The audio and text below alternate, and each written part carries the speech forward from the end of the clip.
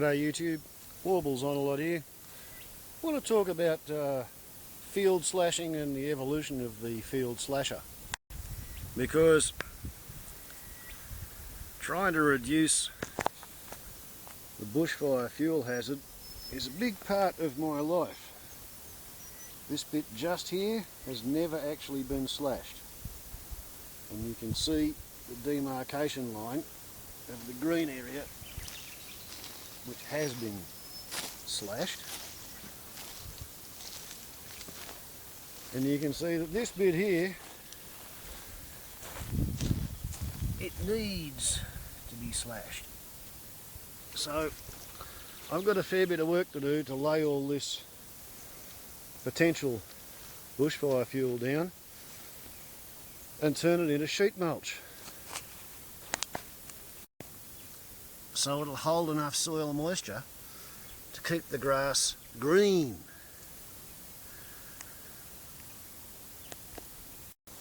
And however you cut, slice and dice it, this is a much better prospect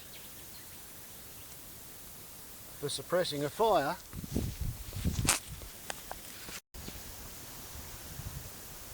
than the unslashed country, which looks like this. It has dry standing leaves of grass, well aerated, poking up all over the place. It merely means I get to whippersnip, field slash, sheet mulch on some of the worst country, the roughest conditions that anybody has ever applied a sheet mulcher to. I have absolutely no use for a conventional lawnmower, because I wind up out there individually cutting down the tussocks.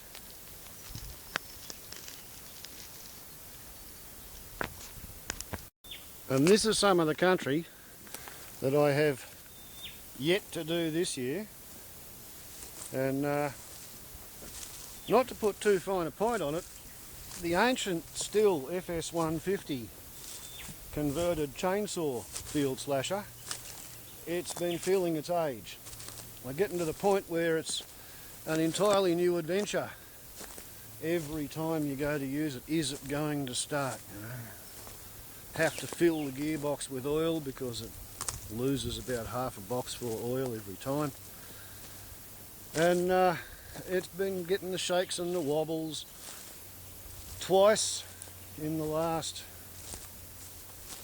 probably 15 hours of operation, I've had to rebuild the clutch. Spare parts to do a proper job on the clutch, looking like maybe $150.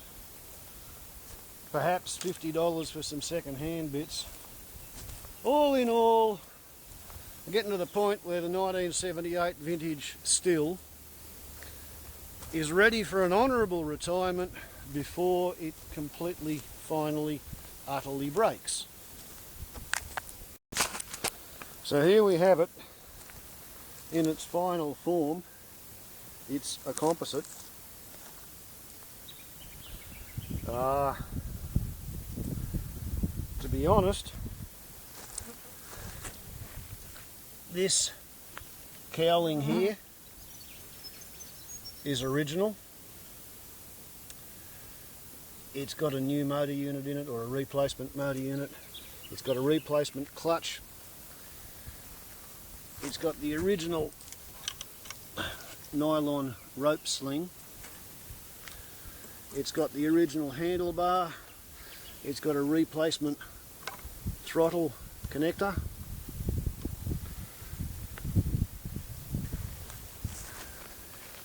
It does in fact retain the original stone guard with all its repairs,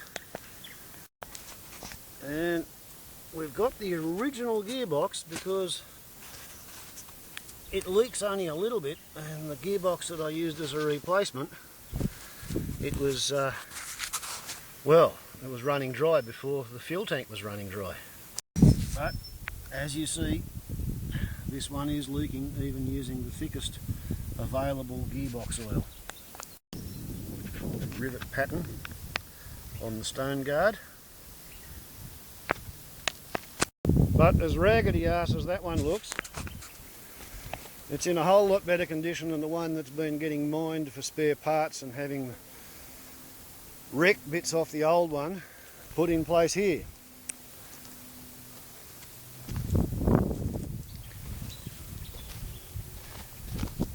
As you can see, this one's merited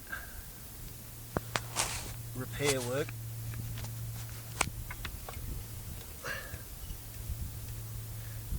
To the exhaust cowling as well.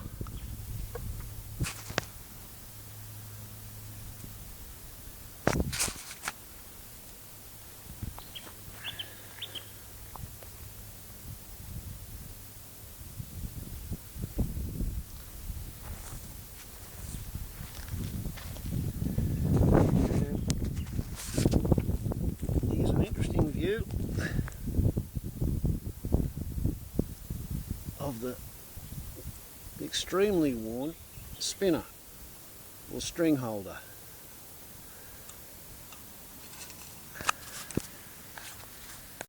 Contrast it to the, well, yeah, not quite as badly worn string holder on the one that's been in use. The first one was about 23 years old when I bought it. It cost me $120 second hand. The second one I was given out of the spare parts shed, and I think I've put up 1,000 hours on them in 12 years. And as of yesterday, they have been superseded.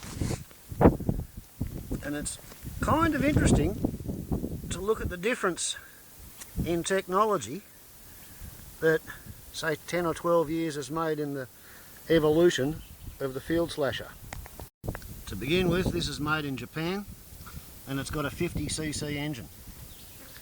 The fuel tank is plastic with a metal guard underneath it, but rather than being a disadvantage, I see that as great as compared to this one, which has a metal fuel tank integrally cast on the bottom end of the crankcase, so the engine literally dumps its waste heat into the fuel tank, which means if you've run it for 10 minutes and you pop the fuel caps, the petrol is bubbling. So it'll be nice not to boil away roughly a quarter of the fuel, which is what this thing used to achieve. The badged 150 refers to 1.5 cubic inches or 25 cubic centimetres. So this has got twice the engine capacity, but not sure it's got twice the size carburetor. However, sounds good. And this has an offset pair of deer antlers or whatever, with throttle lock, electric stop switch and a trigger. So there are some kind of vulnerable leads there, and by the look of it, the sling's never been used. Another modernisation is we've got the airflow being blown by a fan that's got the ignition on the front end, coming up, blowing across the cylinder and back out behind the operator, whereas the Stihl sucks cold air from behind the operator and vents it more or less out in front of the operator. So that's different. Up at the business end, not sure how I'm going to like this. Here we see a brand new cast aluminium spring spool. There's not as much vertical development, so it's going to be harder to get the spinning spool down into potholes between the rocks. And we've got a steel shield, which means I can bend it back into shape when it gets bent, but it's not nearly as deep. So I'm thinking I'm probably going to have to extend the depth of that just a little bit, because it's not actually deep enough to cover the ends of the string.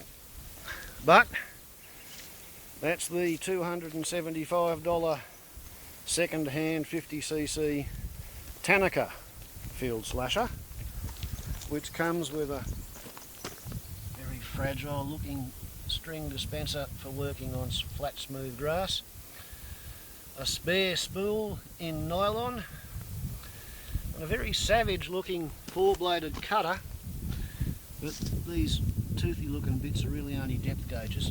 So I have yet to try it, but let's see. Well, that started up pretty good, didn't it?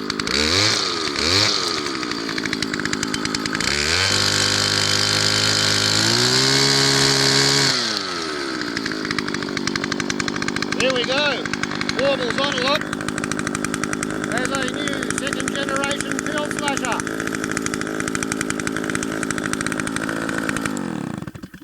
And I'm pretty happy with that. It's no longer going to be an adventure to see whether it starts every time I go to cut the grass. Ciao!